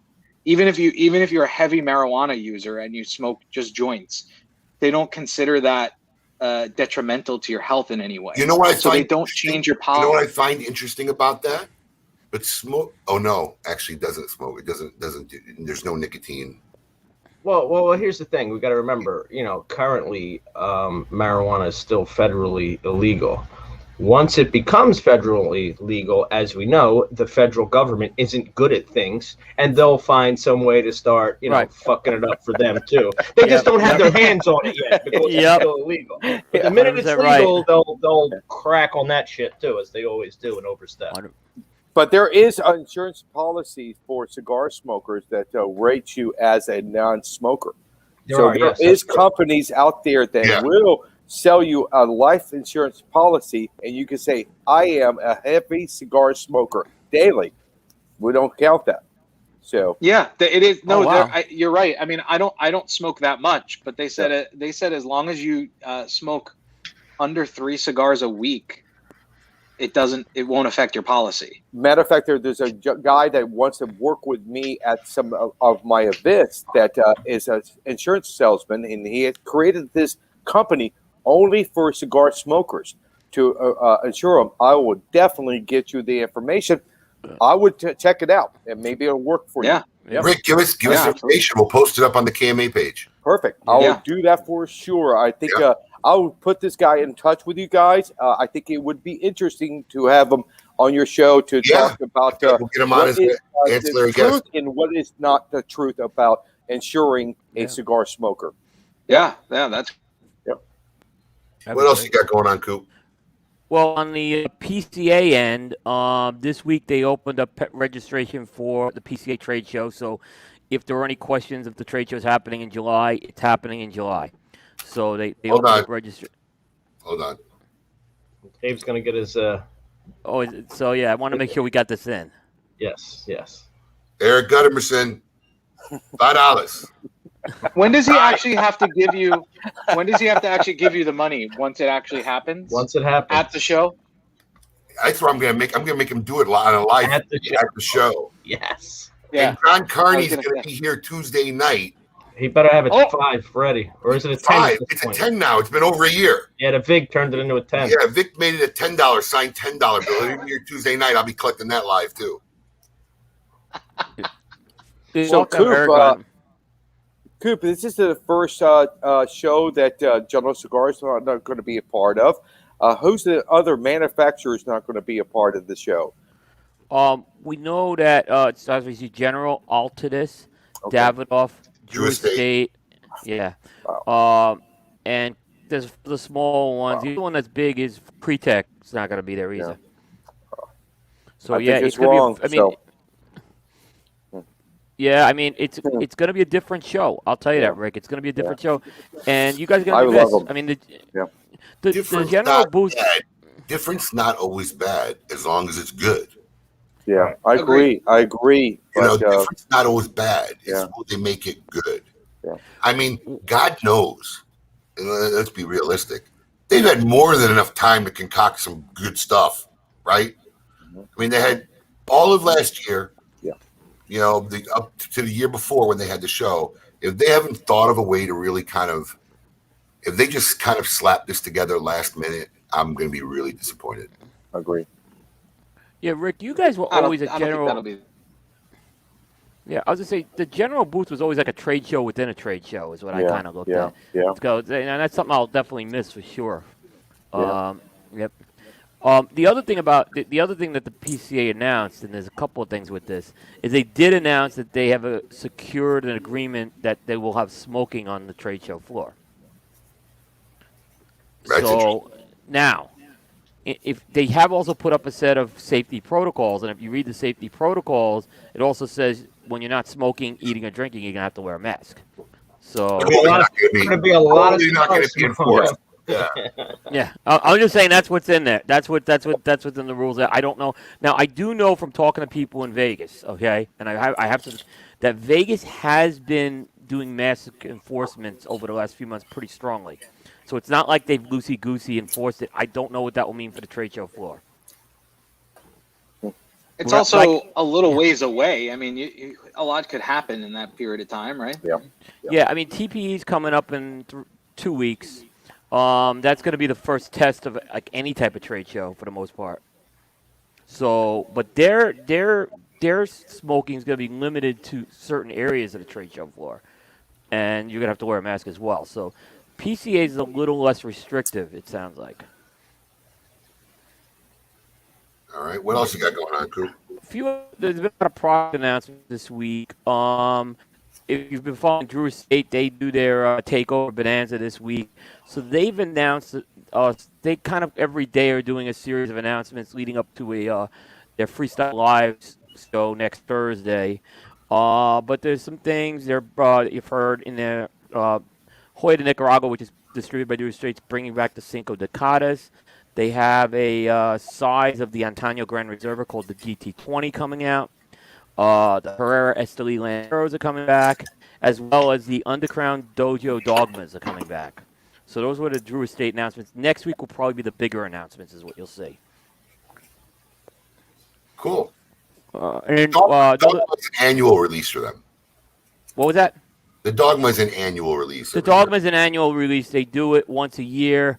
That was the one you guys were involved with Dojo way back on the first one, and the Maduro, and then you guys were also involved, I believe, in the Sungrown last year. Yeah, it was the first Dojo collab cigar that they had done. Yeah. So I mean, good for those guys. They really, they had several of their Dojo collabs go national, but the Dogma Maduro was their first collab they did ever. And I remember when that came out, like how did this guy get a collaboration with Drew Estate on an Underground brand? And, it's taken off ever since. Yep. Sometimes it's who you know. Yesterday was Dogma Day. Yeah, it was fun. I was buzzing the Jewish guys. I said, I don't know what the announcement's going to be today. They said, we're not commenting. And Dojo's announcing Dogma Day. I'm like, they got to be announcing the Dogmas are coming back this year. Right. Yeah. Yeah. I got a question. Before we get into detail of the go ahead. No, go ahead. You go. It's fine. I just wanted to apologize. I feel like I look up to Coop, and I want to apologize to Coop for letting him down with this display this week. That's what I wanted to talk about. Oh, crap! So here's what I wanted to say. Do you guys remember? I don't know if you remember when Abe and Nimish and Steve Sacco were in drag. Believe me, nobody's forgot. Right. Well, Paul was kind of covering the red carpet that night, and we all noticed. Believe me, we all noticed how excited he was covering that. His excitement, right? His not excitement. I think the proper word was infatuation. Infatuation, right? His disappointment that he wasn't involved. Right, and exactly, Alex. Now you see the next step here is what we I have see, a dress. okay? I have a dress. I think Paul was just elated that he found someone else to be willing to put a dress on. How did? No, you know what it was. Why I was fascinated is because I mean, Nimish I could probably see like having a few drinks and getting in a dress, but Abe and Saka, like I would never in a million years guess that either one of them would have done that. So I was very taken aback seeing Abe actually like dressed up like that and seeing Saka dressed up like that. Like it was taken aback is code for excited. Yes, he felt a part. He felt like he found a group that he could relate to at that moment. Oh, I belong here. Yes. Yes. The Paul. I mean, so the dress is getting dry cleaned up in Georgia. That's why it's not here. The dress is still in Georgia. We left it there. Yeah. So I'm watching this morning. Stephanie doesn't want to ever wear it again. I was just gonna say that. Yeah, exactly. She, you know what was funny? She, as soon as we were changing in the bathroom there, and she put everything on with the bow tie and all, and she goes, "Oh my God, this is so like stifling. It's so hot and uncomfortable." I was like, "Yeah, this is pretty free flowing. I got to be honest with you. You guys have it good." So I thought when you guys were putting something up this morning on Paul, right? Because you said I had no idea it would be that. I thought you were going to have him at It's a Small World in Disney or something like that. That's all right. They found him at Disney coming back from that. So I did not expect that. That's for sure. Oddly enough, they won't let Paul in with a dress at Disney. That would probably be one of the places where it would be acceptable. Oddly enough, you're right. Yeah, you're right. Yeah. I don't really go to Disney in the summer, Coop, because it's too hot. So just wear you probably won't see me at Disney. Yeah, it would be more comfortable. Listen, do you think all those Arabs in the desert got it wrong? Yeah, you're right. You're right. You're right. Well, Paul, I mean, I figured it would be light and airy for you to wear a dress. I mean, I don't know. Yeah. I won't be wearing a dress ever again. Believe me. I've been texting my wife. Believe it or not, she's at a bridal shower. I take that bet right now. Oh yeah, never say never. I'm in, babe. I want on your side. Wait, hold on. There's one circumstance where I would do it. Never to one. Never to one. Right? Never to one. You see that? Quickly. You should pay me a bill right now just for that statement. Oh wow. Well, I would probably do it for some kind of charitable thing. Wait, now I'm going to get a text from Evan Darnell. He's going to be like, "Listen, our next Red Meat Lovers Club, I got this beautiful red dress for you to wear." Yep. Anything else going on, Coop?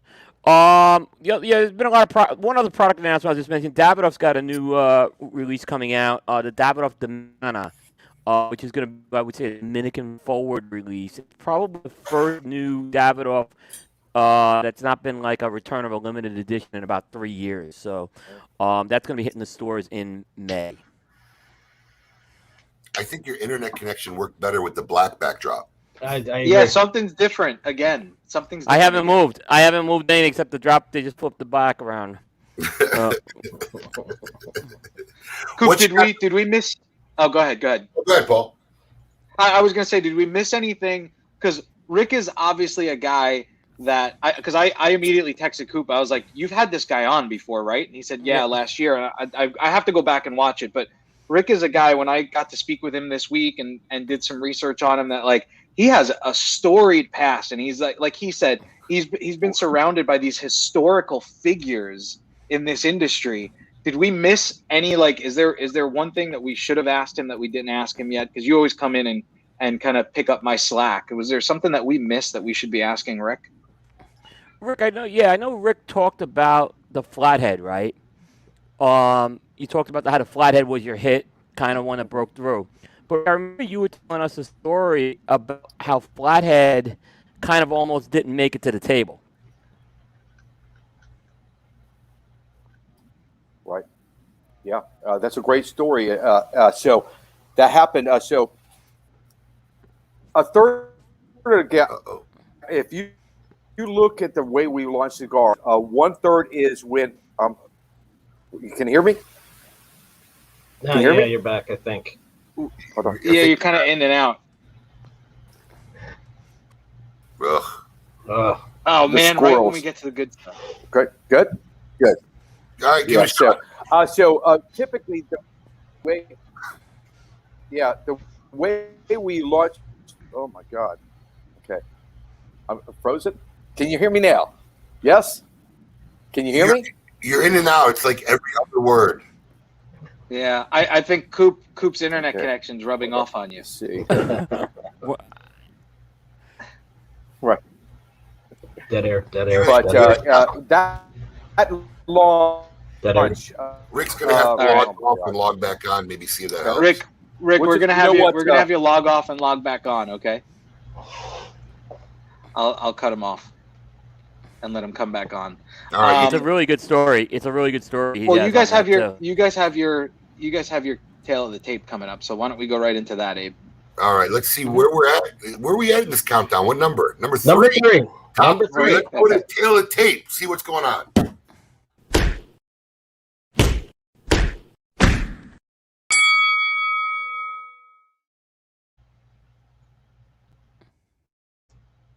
All right, coming in at number 3 for me, Muhammad Ali. There's really nothing I have to say to qualify Muhammad Ali on this list, so I'm going to take a little different approach. Muhammad Ali, to me, directly parallels to Tom Brady. Technically, realistically, there was nothing great about Muhammad Ali from a technical standpoint. He wasn't an amazing physical specimen. He didn't throw a body shot his entire career. He really had no defense outside of his agility, but Muhammad Ali's ring IQ, his mental toughness, and his literal willingness to die in the ring if he had to is what made him one of the greatest of all time, really, that you can't argue. Go ahead, Coop. Well, we're in agreement this week because mine was also Muhammad Ali. And sometimes to be a great fighter, you need to have the great opponents. And Muhammad Ali had the great opponents. He had the Joe Frazier's. He had the George Foreman's. The Ernie, not the Ernie Shavers. The Ken. He didn't fight Cano. I'm sorry. So he had those two guys basically. And I don't remember the Ali in those last 2 fights against Larry Holmes and Trevor Berbick. That wasn't the Ali. But I don't even count those. I don't count those. But you know what? Even when he won the title for the 3rd time against Leon Spinks, he gave us that one last kind of spark out there. Amazing fighter, and just Tom Brady. Good analogy. Yeah. Like I said, the guy wasn't any crazy, amazing physical specimen, but he just he had the will to get it done. Yeah. And just want to point out, so far I'm 1 for 1. I said Coops in my top 3 will be exactly the same. I'm actually shocked that Muhammad Ali's actually at 3. Yeah, me too. I thought he'd be number 1. Yeah, of course. Two guys. Amateurs would. There's 2 guys. If we have 2, if the other they're the 2 same, guys, it's definitely the same. I don't know if they're in the same order, but that's the question. Yeah, that'll be the question. I think we have the same 2 though. Interesting, Muhammad Ali. I'm looking at them trying to figure out who it is. You'll never figure out one of the 2. Maybe you'll get one. Oh, really? The other one most people don't know. And he's an amazing fighter, as we'll talk about. Yeah, my favorite fighter. Yeah. Teaser. A little bit of teaser. I got a little bit of teaser from Coop right there. Interesting. All right, so we got Rick back on. Hopefully. Yeah, we need that story. Yeah, we need that story, Rick. We left this on a cliffhanger. Thanks. No, I'm still. Yeah, you hear me now? Can you hear me now? You're good. Good. Okay. So the story goes like this. The marketing guy. I'm getting that feedback. We're cool. Keep going. Everybody? We can hear you. Just keep going. Okay. Yeah, so the marketing team created this line. All right, so the marketing team created this line called Sync, and they wanted me to take the World Series and blend a cigar with all the tobaccos for the World Series and make the cigar Sync. And I didn't like Sync. I didn't like the name. I didn't like the blend. So they gave us about a year to work on this situation. And about we're running out of time. The last month of the year, I called Dan Carr, the president of the company, says, all right, number one, the blend is not working. We cannot get this blend to perform the way we want. So I don't think we want to release the cigar. And then I saw the packaging. It was a rainbow color box. And I said, I hate the packaging. I hate the name called Sync. And I hate the blend. So I'm out because I cannot stand in front of anybody and say, enjoy my new cigar from CAO called Sync. So I'm out. And so he said, what do you mean you're out? Because we need to produce about 200,000 cigars for the trade show. We're running out of time. If you don't have a blend, you're going to release or go to the show with without anything to release. And you need a release. And so, well, what do? I happened to be in the factory at that time. And it was a Monday. So Dan Carr says to me, all right, what do you want to do? I said, I have this crazy concept I've been working on called Flathead, based on an old car engine I fell in love with when I was a little boy. So I want to do a line called Flathead. And so do you have a blend? Nope. I have never worked on this project. So, Ricky, you will have until Friday.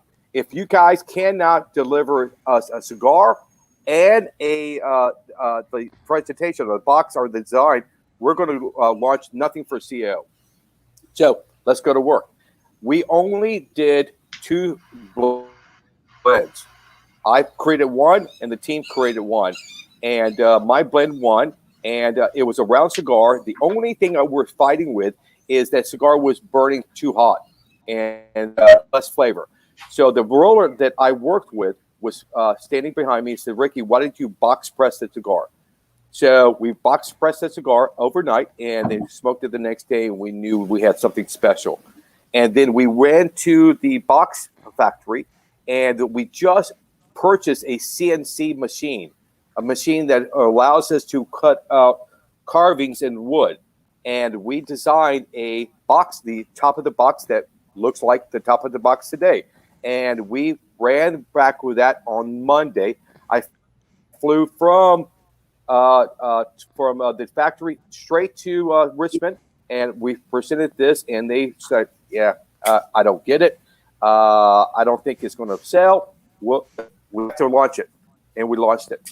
And so it shows us sometimes when you give us too much time, we kind of overthink something. And so this situation, because we had to do the homework on Sunday to turn on Monday, we did an excellent job because we really focused on that blend, and it won. And so, that blend came together in less than 4 days. Wow. And I'm blown away by hearing that story every time. One of the hottest blends. It's amazing. It's amazing. So if we knew the success, we would launch. Every launch would be Bones, but we can't. We don't know what's going to resonate with the fans of CAO. No one's figured that formula out for any brand. Any brand. All right, what you got on the show this week? Everybody thinks in their mind. Go ahead, Rick. Everybody thinks in their mind. We got a little delay. Yeah, I know how hard everybody works on blends. I don't care if you're a small manufacturer to a large one like Tadas or General Cigar. We all are working hard to give the fans a great cigar. Sometimes it works, sometimes it doesn't. But you don't know the situation. What works? Can we duplicate it for the next line? The next line, it doesn't work like that. It's really funny because I've had this conversation, especially with some smaller manufacturers who sit in my office, and you could just see it in their eyes about the passion and the work that they've made this blend, which in their eyes is like the Sistine Chapel. Like, I've created this and the world will accept this, as the Holy Grail. And they just don't see that. It doesn't always go like that. And today, now more than ever, because right. a lot of people are making good cigars today. I mean, it is like a renaissance. I agree. For the consumers. It's the best time to be a consumer these days than ever, as far as I'm concerned, in the cigar verse. Yeah. Coop, what else you got coming up on cigar-coop.com this week? You'll see some reviews of the Gurkha San Miguel Protocol Cyber Crimes Unit. And I think we're finally going to get around to Saka's Silver Mesa Blue this week. Guest-wise, we're going to have a really special guest. We've been doing a lot of first-time guests, and we have another first-time guest for us, at least, George Brightman, who's got a very long history in this business. Blast from the past. Yeah. Is that a Where Are They Now segment? It's going to be a combination of, where are they now? And for folks there's some folks who may not be familiar with George and his history, because there's a lot of new smokers. So we'll have a combination of both of those things. What is he doing? I don't know who George is. George Brightman's had a very colorful career, pretty much everywhere in the cigar industry, from cigar aficionado to brands to working in retail in Washington, D.C. to I don't even know what he's doing nowadays. He worked for Aficionado for a while, too. As I said, did I say that? Yeah. Did I say that? You might cut out, yeah. Where is he at these days? I don't know. I don't know if he's semi-retired or not. Find out. No, then. I have a prep call with him this week. So, I was gonna say you need a producer. Yeah, and I don't normally tease, but the week after is going to be a blockbuster as well. But I just want to make sure the I's are dotted and T's. So, but that sounded like a tease to me. A little bit. Well, once I have the I's dotted and T's closed, I'll announce it. So, but if you followed, but I mean, if you're following Cigar Coop, you just know who we've had on and who we haven't. That's what I'll just say. No, dude, no one can watch that many shows. That's true. Nobody can watch that many shows, Coop. Yeah. Listen, Rick, when you were on last summer, man, you just blew the doors off that night, and you did it again today, man. It's just a great guest. Thank you. Yeah. Yeah. It's funny. I love you guys. I love anybody that's, try to help me. Well, listen, it's funny, Rick, because we always have like a KMA prep meeting before a show, and Alex and Paul are both kind of unfamiliar with you and your history, and they're like, how, because our concern always, especially with guests, especially when we don't know them, is can we make this flow for 2 hours? Is there enough content? Is there enough story to make this flow? And I'm like, dude, just sit back and relax, enjoy the ride. Rick? Yeah, I mean, I think I met Rick briefly at Rocky's party, but other than that was it. Yeah, I said this is going to be we're just going to sit back and coast because the history and the stories here is just going to flow from the moment we get them on camera. Yeah. So yeah, it was amazing. It's cool to hear those stories with you being in the thick of history in the industry. Basically, it's really cool. All right. Well, as in every typical week, we're going to close out this week with a Cigar Insane Asylum and see who belongs in one. Welcome to the Cigar Asylum, Did you know I'm utterly insane? We all go a little mad sometimes. where logic and reason cease to exist.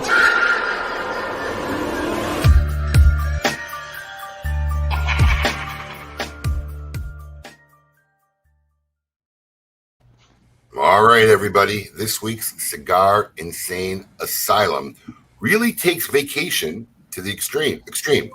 A private school teacher from the UK was on an educational trip to Costa Rica with his students, where he gave some of the kids a real-life education. Richard Glenn, 55, was sent back to the UK due to his behavior on the trip and then later fired from Longridge Towers School, a boarding school that costs $40,000 a year. Now, this is where your money is well spent.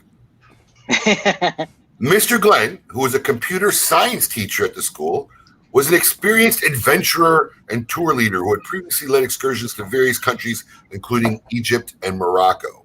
While on the trip, Glenn decided it would be a great idea to take his 16 to 18-year-old students out drinking at a strip club. When the group leader approached him, when the tour group leader approached him to take home, he drunkenly cursed her out and became aggressive. When the tour group, when he went back to the UK, Glenn was officially banned from teaching with the opportunity to appeal the decision in 3 years. Not allowed to step foot in a classroom in the UK is what the order said. Wow. I hope it was worth it. I know it was for those 18-year-olds. Absolutely. Congratulations, Richard Glenn. You are this week's inductee into the Cigar Insane Asylum. And there we have it, folks. I'll tell you what, though, for those kids, he'll be the most memorable teacher they ever had. Yeah, that's true. That'll be the one teacher they'll never forget his name. All right. Yeah. Well, I want to thank everybody out there who's joined us for another Saturday morning. We hope we made these last 2 hours enjoyable, pleasurable, and educational. Rick, thank you so much for joining us this week. Hopefully, we'll thank you guys so much. We won't wait so many years to have you on. Coop, as always, thank you for your awesome contribution to the show every week. Next week, we have, not for the first time, I think this is the second time, is it? It is. It's always the first time for me. Yes. It's always the first time for me.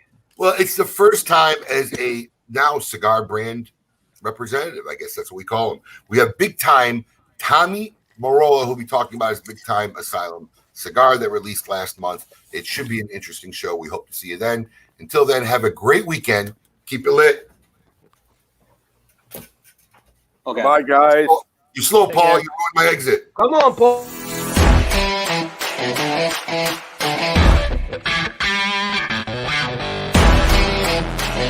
Yeah.